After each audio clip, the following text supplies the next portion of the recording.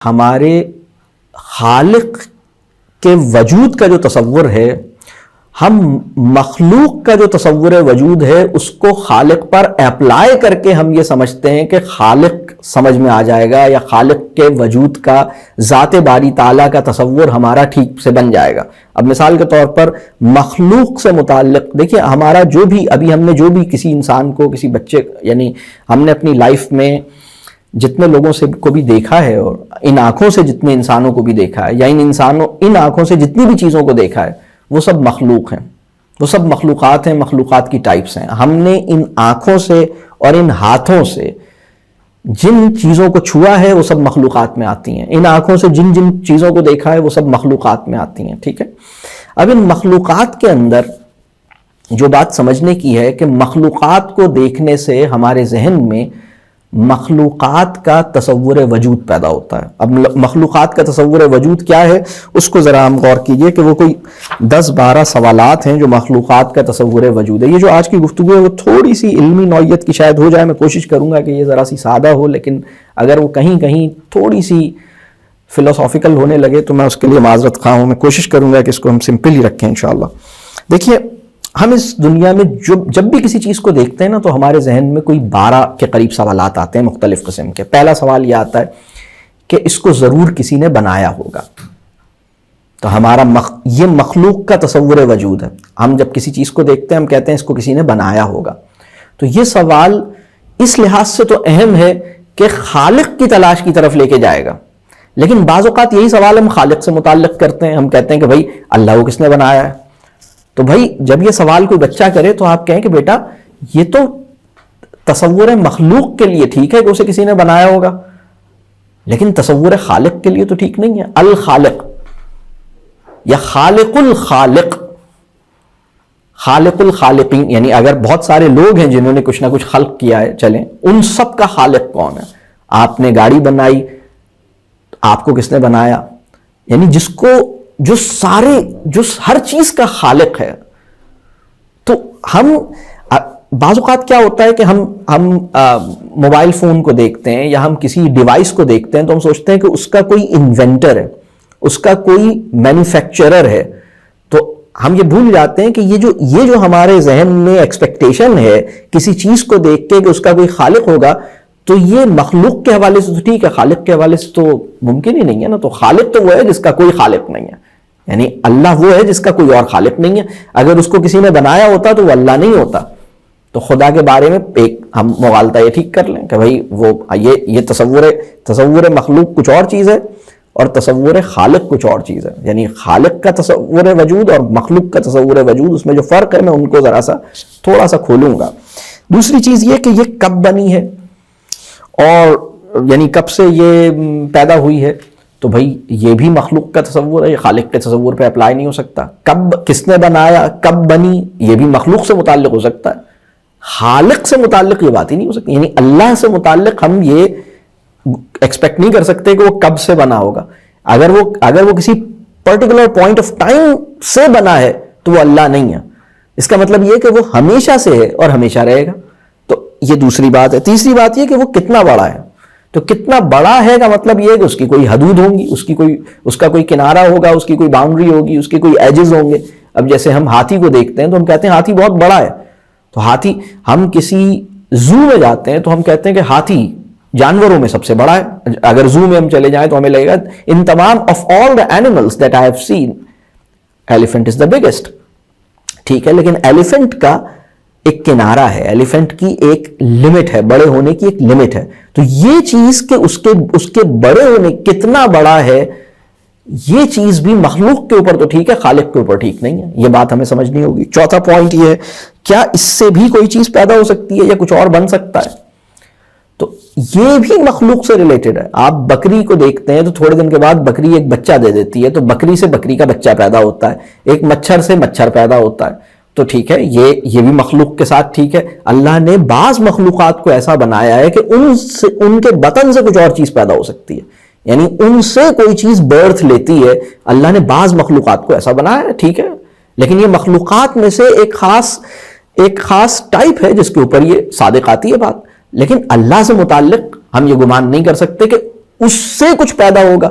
وہ پیدا کرتا ہے, وہ خلق کرتا ہے, لیکن وہ کسی کا باپ نہیں ہے یا وہ کسی کا بیٹا نہیں ہے. یہ چوتھا پوائنٹ ہے. اسی طرح چیزوں سے متعلق ہمیں یہ خیال آتا ہے کہ اس کا کوئی پیئر ہوگا یا اس کی کوئی جینڈر ہوگا, یا تو جینڈر ہوگا, کیونکہ مخلوقات کو اللہ نے اس طرح پیدا کیا ہے کہ اس کا یا تو جینڈر کا مطلب ہے کہ اس کا ایک اپوزٹ جینڈر ہے, اس کا اپنا ایک جینڈر ہے اور اس کا ایک اپوزٹ جینڈر ہے, اور اس طرح وہ ایک پیئر کی فارم میں, وہ کپلز کی فارم میں. تو یہ بات سمجھ آتی ہے, ہاں ٹھیک ہے, یعنی گائے ہے اور بیل ہے, بکرا ہے اور بکری ہے, تو یہ بات سمجھ میں آتی ہے. پھولوں کے اندر بھی یہ معاملہ ہے, الیکٹرانز بھی پیئر کے اندر ہیں, لیکن یہ ساری بات عالم مخلوقات پہ فٹ آتی ہے. کبھی کبھی کیا ہوتا ہے کہ انسان عالم مخلوقات کے جو پیرامیٹرز ہیں, کسی چیز کو ریکگنائز کرنے سے متعلق ان پیرامیٹرز کو اپلائی کرنے لگتا ہے خالق کے اوپر, اور یہ ایک مسٹیک ہے. مطلب یہ سمجھنا ہوگا کہ بھائی سب سے پہلے تو یہ سمجھنا ہوگا کہ مخلوق کی شناخت کے جو پیرامیٹرز ہیں وہ خالق پر اپلیکیبل نہیں ہیں. خالق ان پیرامیٹرز سے بیونڈ ہے, ماورا ہے ان سے. یہ بات واضح ہو رہی ہے. تو یہ چوتھا پیرامیٹر ہے کہ بھئی اس کا پھر یعنی اگر خدا ہے تو خدا کی اب یہی وہ مسئلہ ہے جس سے آپ دیکھیے کہ ہماری جو گریک میتھولوجی کے اندر گاڈس ہوتی ہے, گاڈ ہوتا ہے, دیویاں ہوتی ہیں, یہ سب انہوں نے اپنے ذہن سے کنسٹرکٹ کیے, اس لیے کہ انہوں نے دنیا کو آبزرو کیا, انہوں نے دیکھا کہ بھئی چیزیں ہوتی ہیں, ان کی ایک فیمیل ہوتی ہے, تو خدا کی بھی کوئی فیمیل ہوگی, خدا میل ہے. یہ سب ان کے ذہن میں مسئلے پیدا ہوئے.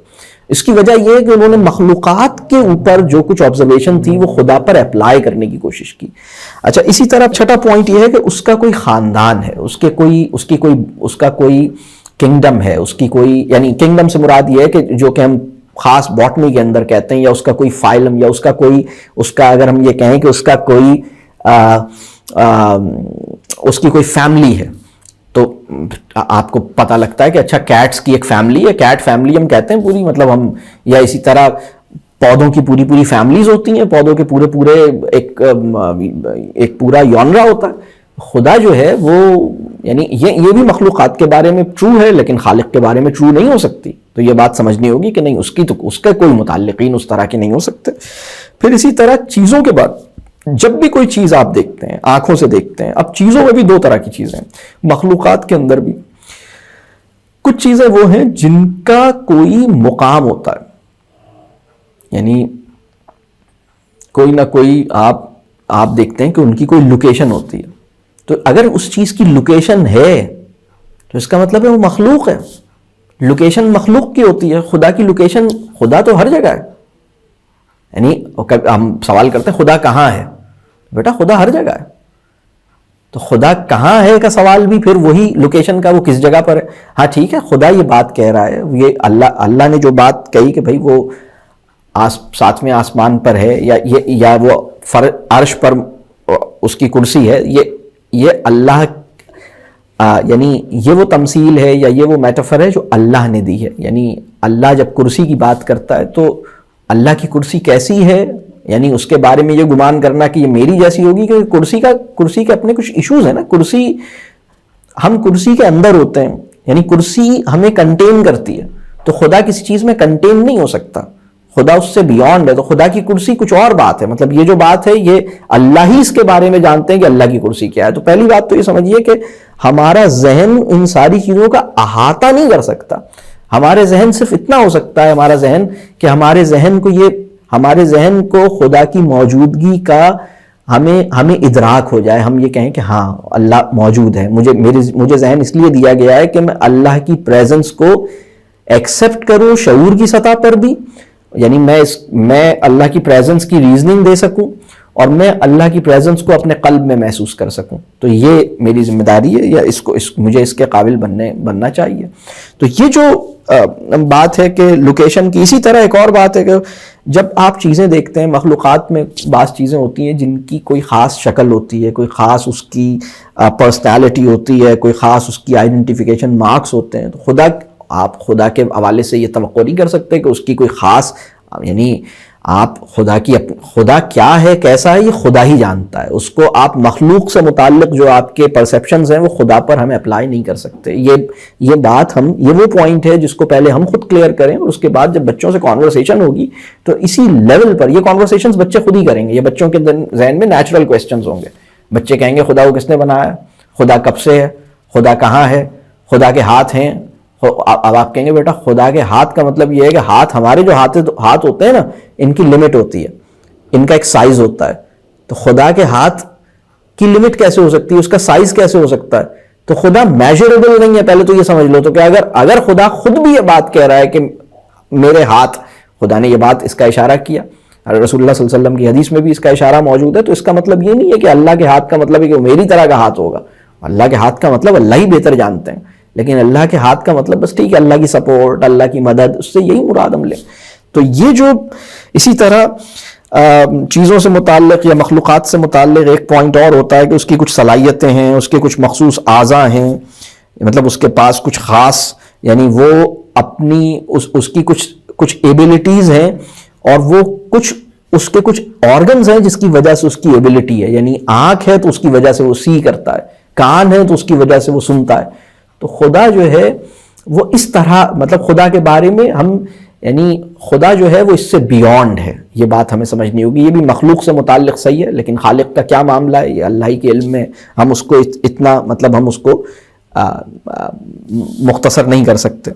اور اسی طرح پھر 2-3 باتیں اور ہیں لیکن چلیں ہم اس کو، یعنی اسی طرح ایک بات یہ ہے کہ جب ہم مخلوق کو دیکھتے ہیں تو اس کی کمیونیکیشن کے کچھ اصول ہوتے ہیں، کچھ قواعد و ضوابط ہوتے ہیں، کچھ اس کے سنٹیکس ہوتے ہیں کہ بھئی وہ اس طرح بات کرے گا، یہ بات ہوگی. خدا کیسے کمیونیکیٹ کرے گا اور اس کی فارمز آف کمیونیکیشنز کیا کیا ہوں گی، یہ بھی بہرحال مطلب یہ ہماری، یعنی یہ اس سے اوپر ہے. خدا ہر اس تصور سے اوپر ہے جو مخلوق سے متعلق اپنے ذہن میں رکھتے ہیں. پہلے تو یہ بات ہمیں بہت اچھی طرح کلیئر کرنے کی ضرورت ہے. اسی طرح جو مخلوق ہوتی ہے نا اس کی کچھ لمیٹیشنز ہوتی ہیں، کچھ نیڈز ہوتی ہیں. ہم کہتے ہیں بھئی گائے ہے یا کوئی یا انسان ہے تو اس کی نیڈز ہیں، اس کی لمیٹیشنز ہیں. اگر کوئی کنگ بھی ہے نا کسی ملک کا تو اس کی کچھ لمیٹیشنز ہیں، اس کی کچھ محدودات ہیں، کچھ ضروریات ہیں. خدا ان ساری لمیٹیشنز سے ماورا ہے، اس سے اوپر ہے. تو یہ سب چیزیں خدا سے متعلق جو ہے، یعنی ہمیں اللہ کرے کہ ہمیں یہ بات سمجھ میں آئے. میں نے یہ بات عرض کی کہ کریشنز کو دیکھ کر، کریشنز کے بارے میں جو کچھ بھی ہمارے پرسیپشنز پیدا ہوئے ہیں وہ کریٹر کے اوپر اپلائی کر کے کریٹر کو نہیں جانا جا سکتا.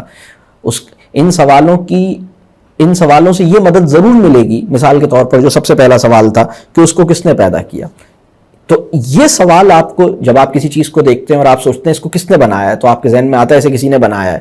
یہ سوال اس لحاظ سے تو آپ کو ہیلپ کرے گا کہ آپ بنانے والے کی تلاش میں نکل جائیں گے. لیکن جب آپ بنانے والے کی تلاش میں نکلیں تو آپ کو فائنلی الٹیمیٹلی وہ بنانے والا جس کا کوئی بنانے والا نہیں ہے، وہاں تک جب آپ پہنچ جائیں گے تو آپ کو خدا کی پہچان ہو جائے گی. اور یہ وہ سفر ہے جو حضرت ابراہیم علیہ السلام نے طے کیا.